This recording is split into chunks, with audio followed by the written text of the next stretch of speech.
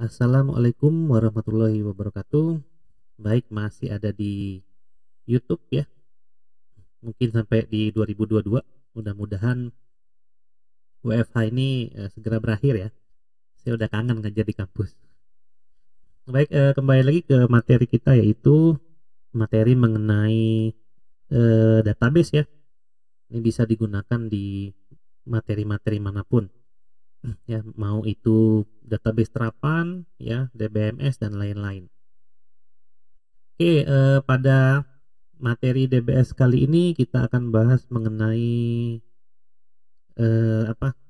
data control language ya, DCL dan transaction control language, di mana DCL dan TCL ini digunakan untuk mengatur akses ya ke database dan mengatur transaksi yang dilakukan di database gitu ya.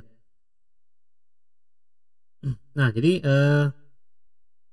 DCL itu memberikan hak akses dalam suatu tabel gitu ya, atau suatu database, atau bahkan suatu baris yang bisa diakses oleh si aplikasi gitu ya. Jadi DCL itu digunakan untuk memberikan hak akses mengenai manipulasi dari suatu database. Nah, namun kalau kita ngomongin DCL, dia bukan ke arah security ya, tapi hanya pembatasan akses aja ya. Di dalam sintaks SQL kita menggunakan grant dan revoke untuk perintah dalam memberikan hak akses atau mencabut hak akses ke tabel-tabel yang kita tentukan atau ke atribut yang kita tentukan. Nah, kemudian ada yang namanya TCL atau Transaction Control Language, itu digunakan untuk memanage suatu transaksi dari suatu database sebelum state atau status di fisik database itu berubah. Status itu artinya data yang tadinya tidak ada menjadi ada gitu ya. Nah, sebelum data statusnya itu berubah dan tersimpan datanya ke database, kita bisa atur secara manual ya terhadap bagaimana cara kita mengolah suatu transaksi. Biasanya ada yang sistemnya transaksinya dikumpulin dulu, di akhir baru dilakukan memasukkan ke physical data ya, ke physical database. Ada yang dilakukan satu-satu gitu ya, secara sekuensial. Jadi ada yang real time, jadi satu transaksi beres dieksekusi, satu beres dieksekusi, satu beres dieksekusi, dan seterusnya. Ada juga yang contohnya 5 transaksi gitu ya, dikumpulkan terlebih dahulu 5-5-nya, kemudian di akhir itu baru dieksekusi semuanya. Nah, penggunaan yang mana yang paling tepat ya, itu tergantung dari seperti apa nanti pengolahan datanya di aplikasi. Nah, TCL kita menggunakan dua keyword atau dua perintah, yaitu commit dan rollback ya, di mana commit itu adalah untuk menuliskan data ke dalam database atau mengeksekusi sih, bukan hanya menuliskan ya, bisa mengubah, menghapus dan seterusnya ya, commit. Dan rollback itu mengembalikan transaksi yang tidak jadi untuk diinputkan ke database dengan syarat dia belum commit ya. Jadi masih tersimpan di temporary memory. Nah, pertama kita identifikasi user dulu. Mungkin masih ada perusahaan yang menggunakan database murni ya. Kalau sekarang mungkin posisi daripada DCL dan TCL itu diatur ke dalam suatu application programming interface, atau kita singkat dengan API ya. Kalau zaman sekarang. Cuman masih juga sih sebenarnya, walaupun API juga masih bisa ya, dalam suatu akses ke database atau dalam suatu kontrol daripada transaksi itu sebenarnya kita bisa manfaatkan fungsi dari DCL dan TCL ini ya. Nah, biasanya kalau kita punya beberapa divisi dalam suatu organisasi ya, di sini ada sales, ada admin, ada freight, di mana masing-masing divisi ini pasti mengakses suatu database yang sama, namun yang diakses itu tentu saja berbeda gitu ya. Nah, di mana perbedaan akses itu agar tidak terlalu menyebar kemana-mana ya, maka diaturlah transaksi yang hanya bisa diakses oleh sales, oleh admin, atau oleh freight ini. Nah, transaksi di sini data ya, data control language di sini berarti tadi bukan ke arah security banget ya, tapi memang lebih ke arah hak akses atau kita sebut sebagai privilege lah gitu ya. Di contohnya di MySQL itu ada di area privilege, di mana privilege itu tadi kita bisa manfaatkan untuk mereka mengolah data gitu ya dari masing-masing divisi yang tadi sebagai contoh gitu ya. Nah, manage seperti apa? Bisa manipulation language ya, masuknya ke select, insert, update, delete, atau create table, view, prosedur, trigger, rule, dan lain-lain gitu ya. Jadi bisa masuk ke DDL, DML, dan lain-lain ya, termasuk view, prosedur, function, trigger, dan lain-lain. Nah, artinya bisa jadi suatu divisi itu hanya boleh mengakses ya suatu fungsi yang memang diperuntukkan untuk aplikasi itu aja. Jadi fungsi di sini adalah fungsi yang dibuat ya oleh database administrator untuk suatu divisi, misalnya menarik data gitu ya, dari bisa menggunakan suatu aplikasi ataupun dia ingin menarik data langsung dari database, di mana fungsi ini ketika diberikan dia tidak berhak untuk mengedit atau melihat atau bahkan memanipulasi apapun dari database yang lain, dari isi dari database tabel-tabel yang lain gitu ya. Nah, kalau misalnya kita ngomongin user, ada user yang memang langsung gitu ya, di mana dia langsung bersentuhan dengan semua data atau master data. Ada juga yang berperan sebagai administrator, di mana dia bisa mengakses data-data ini, mengakses semua data ini ya melalui suatu aplikasi atau program aplikasi. Nah, user yang berhak untuk mengakses langsung ke database itu kita sebutnya DBA ya, database administrator. Namun selain itu biasanya pengaksesan database itu melalui program aplikasi. Jadi kalau kita ngomongin tingkat-tingkatan security seperti security kode, security database yang sederhana, maksudnya bukan sederhana juga sih, tapi yang standar lah ya digunakan untuk pembangunan aplikasi itu bisa berlapis ya security-nya. Jadi di aplikasinya kita buat suatu program untuk bisa membatasi akses ke database, dan dari sisi database-nya pun kita bisa buat suatu fungsi atau suatu tadi ya suatu privilege ya, dimana privilege itu hanya untuk diakses di program itu saja gitu ya, atau di authorization masing-masing user itu aja gitu ya. Jadi biasanya tadi ya admin itu dia bisa melakukan manipulasi ya, di mana posisinya itu adalah database administrator. Biasanya dia bisa melakukan DDL, DML atau DCL ya, data control language, di mana dia memberikan privilege ya untuk aplikasi-aplikasi yang diizinkan untuk mengakses suatu database.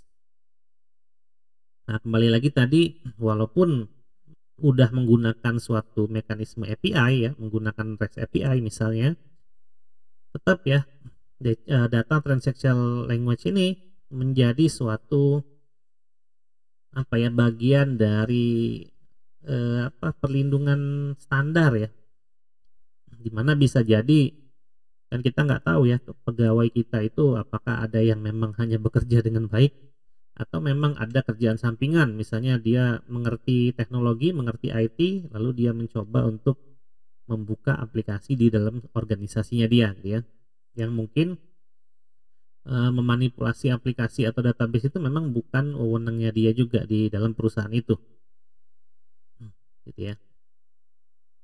Nah, untuk DML untuk data control language atau DCL kita gunakan GRAND ya, dimana kalau kita menggunakan sintaks dari SQL itu kita ketikkan ya, kalau kita pakai komen GRAND ya, kemudian ada hak aksesnya on. Nah, hak akses itu ditentukan dari dia apa ya, semua privilege ya, terus select aja, insert aja, select insert atau update atau delete dan lain-lain. Jadi hak aksesnya ini bisa dipilih gitu ya sesuai dengan apa yang diizinkan. Duh, habis mandi jadi nggak enak ya, kumur-kumur di mulut. Terus on nama tabel. Nah, nama tabelnya tuh pemakai atau usernya siapa, dimana user ini didefinisikan dulu di database-nya nanti ya. Nah gitu. Terus atau bisa menggunakan ditambah by gitu ya. Ini bisa menggunakan password ya kalau misalnya user itu memang diberikan password untuk melakukan hak akses tadi ya, seperti select, insert, update atau delete. Dimana biasanya pun kalau kita mau masuk ke database kan biasanya pakai root ya sebagai username dia, lalu passwordnya dikosongin ya. Nah itu root ya, berarti tingkatan atas. Namun kita bisa aja menghapus root itu, jadi kita ganti dengan username dan password ya, untuk memberikan suatu privilege tadi ya terhadap manage dari database ya secara fisik ya. Kemudian ada revoke. Revoke ini adalah penggunaan yang kebalikan dari grant, yaitu kalau grant tadi memberi hak akses, kalau revoke tugasnya adalah menghilangkan hak akses yang diberikan kepada user oleh administrator database ya. Nah untuk revoke tinggal gini aja sintaksnya ya, revoke hak akses sama seperti tadi, insert, update, delete dan lain-lain, on nama tabel, from nama akun, add nama host kalau memang dia ada nama hostnya ya. Nah kalau mau menghapus batasan hak akses untuk kolom tertentu ya pakai fieldnya. Grant juga sebenarnya bisa aja ya mengakses untuk kolom tertentu ya, seperti ini contohnya ya. Jadi ini banyak penggunaan grant. Nah contohnya ini grant update, kode item, nama item, kategori harga on, point of sales dot item to Elfrida, ini usernya gitu ya. Nah kalau misalnya dia ada password tinggal dipakein by. Nah artinya si Elfrida ini ketika dia akan mengakses tabel si point of sales ini ya,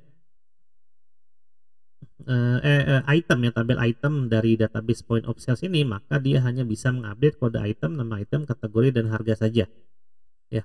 Bisa jadi di tabel item ini ternyata banyak banget atributnya gitu ya, tapi yang hanya bisa diupdate ya hanya 4 ini aja. Nah gimana caranya sih sebenarnya di aplikasi? Kalau kita ingat ya, misalnya kita pakai contohnya PHP aja. PHP itu kan pas mau connect ke database itu kan masukin username dan password ya. Jadi masukin IP address, localhost atau lain-lainnya, kemudian ada username dan password. Nah username dan password itulah yang nanti akan digunakan ya oleh Elfrida. Jadi dia akan connect ke database-nya, misalnya dikatakanlah database itu adalah database point of sales ya. Posisinya adalah di 192.168.172.2.1.2 misalnya. Kemudian username-nya adalah Elfrida, kalau dia nggak ada password tinggal passwordnya dikosongin, atau kalau dia ada password maka password ini bisa dipakai untuk ini gitu ya. Jadi di situ dia akan diberi hak akses untuk mengakses ini aja, kalau misalnya yang diatur adalah ini aja. Namun database itu secara default dia akan memberikan semua akses ya untuk user, kalau nggak kita berikan suatu grant atau suatu privilege ya. Nah kalau keyword commit ini dipakai untuk transaction control language. Jadi commit itu adalah perintah yang digunakan untuk memindahkan transaksi dari memori proses atau temporary memory ke database fisik. Dimana kalau udah di commit maka akan ada perubahan-perubahan status ke dalam suatu database secara fisik. Ya misalnya kita ngomongin insert database, kita pakai sintaks insert into tabel mahasiswa ya. Insert into nim, nama, alamat itu tabel mahasiswa misalnya. Nah sebelum ada proses commit dia masih ada di memori pemrosesan atau temporary memory. Namun ketika baris bawahnya itu adalah commit, maka dia akan menuliskan isi dari query insert tadi ke dalam database. Kalau rollback ini kebalikannya, ya dia membatalkan transaksi yang tentu saja belum di commit. Kalau udah di commit artinya dia udah ada di physical memory ya, di physical database maksudnya. Jadi kalau dia masih ada di memori pemrosesan atau di temporary memory, ternyata kita lakukan rollback, dia akan kembali ke transaksi sebelumnya. Ya. Tapi kalau dia udah di commit nggak bisa lagi di rollback sebenarnya. Nah contoh commit dan rollback seperti ini penggunaannya ya. Jadi insert into department value sekian sekian sekian sekian, bawah baris bawahnya commit titik koma. Nah sebenarnya kalau kita contohkan MySQL itu sebenarnya fungsi yang kita gunakan itu adalah auto commit. Artinya tanpa kita tulis commit ini aja ya, dengan menggunakan query insert ini aja, maka data udah langsung masuk ke dalam physical database. Namun memang settingan awal dari database MySQL itu adalah auto commit. Namun auto commit tentu saja bisa kita matiin ya. Artinya setiap transaksi yang ingin kita proses itu kita harus gunakan sintaks commitnya secara manual. Artinya kita tuliskan di bawah sintaks daripada data manipulation language-nya di atas. Nah, kalau rollback sama aja. Tentu saja kalau kita ingin menggunakan fasilitas rollback, setelah delete from copy ini ya, delete from data ini, maka tidak boleh ada commit. Artinya memang di sini auto commitnya harus dihapus dulu. Nah gitu ya, jadi ini kita bisa lakukan rollback. Nah, eksekusi ini ya, baris pertama dan baris kedua dalam suatu database ini bisa diatur di aplikasi ya, tinggal gimana cara codingnya aja. Jadi misalnya saya ingin masukin banyak data tapi commitnya di akhir, maka kita tinggal kirimkan query-nya ke database, nanti di akhir baru kita kirimkan commitnya gitu ya.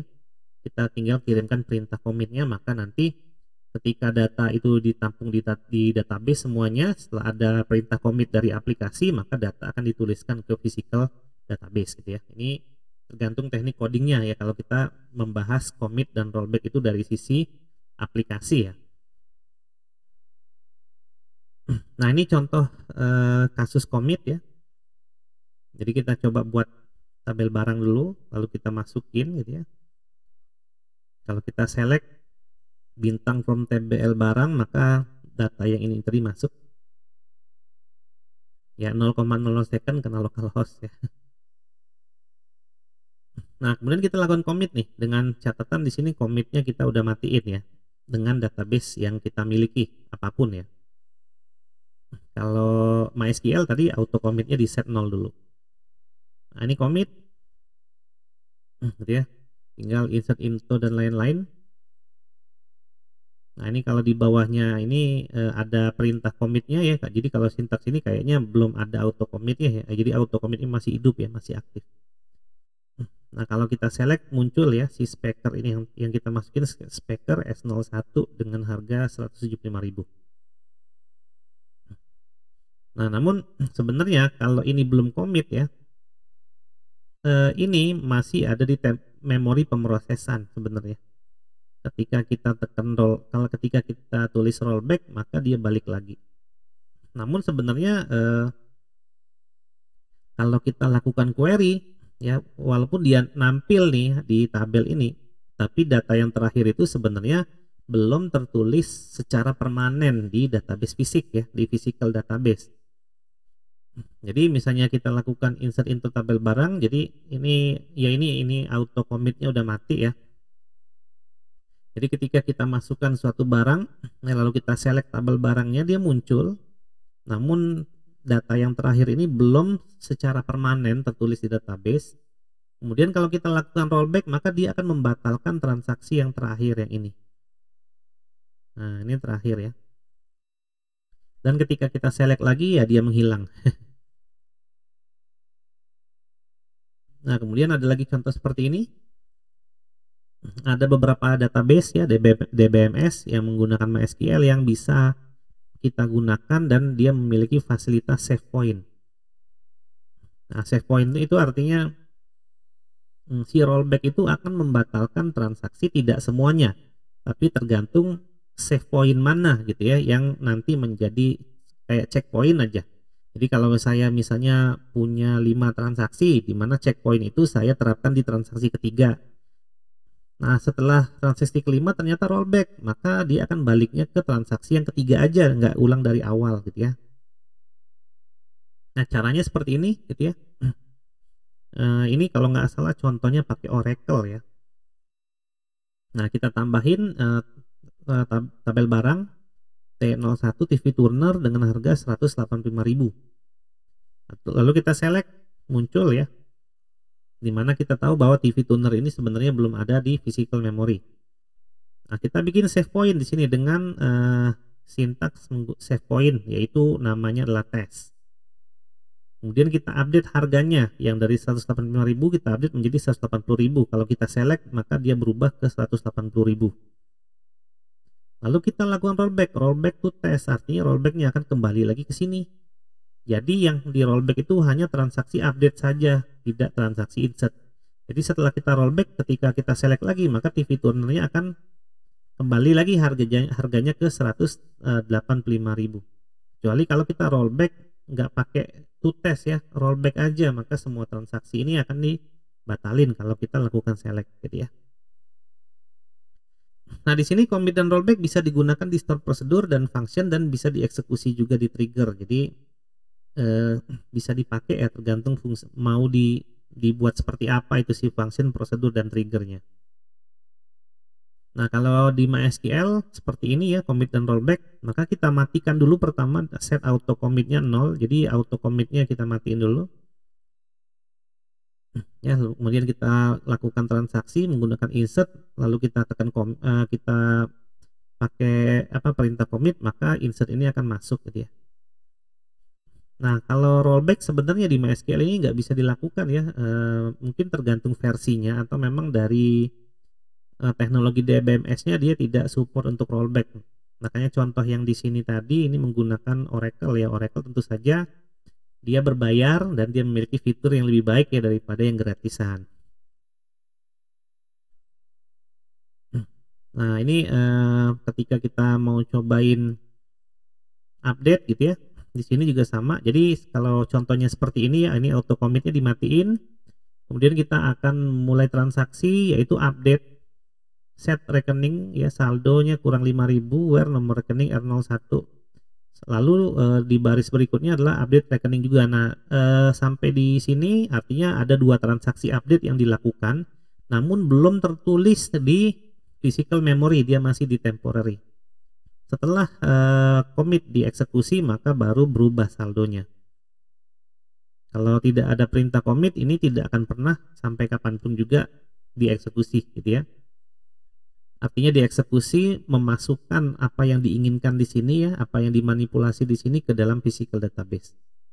Dia akan selalu tersimpan di memori pemrosesan atau temporary memory sampai dengan si database itu mungkin dimatikan secara fisik ya, di shutdown atau ya listriknya dicabut gitu ya. Nah, jadi ini kita bisa nampung banyak transaksi dulu baru terakhir di commit, maka nanti semuanya akan diolah. Nah, biasanya ini digunakan untuk menjaga konsistensi data ya. Jadi ini digunakan untuk menjaga konsistensi data. Nah, ini adalah kasusnya seperti contoh si R01 dia mentransfer uang ya ke R02. Gitu ya, ini contohnya seperti itu kalau saya nggak salah waktu itu bikinnya. Sebanyak 50.000 ya. Artinya kan harusnya rekening R001 berkurang 50.000, lalu R02 bertambah 50.000 kan. Nah, kalau tidak kita tampung dulu transaksinya, misalnya ketika dieksekusi ya yang bagian update di bawah ini, di mana R002 itu ternyata bertambah, itu gagal gitu ya, maka R001 ini dia akan kehilangan uang 50.000 namun tidak bertambah ke R002. Kan kalau kita ngomongin jaringan internet, kita nggak tahu ya mana yang nanti di request, mana yang direspon, mana yang gagal untuk dieksekusi ya.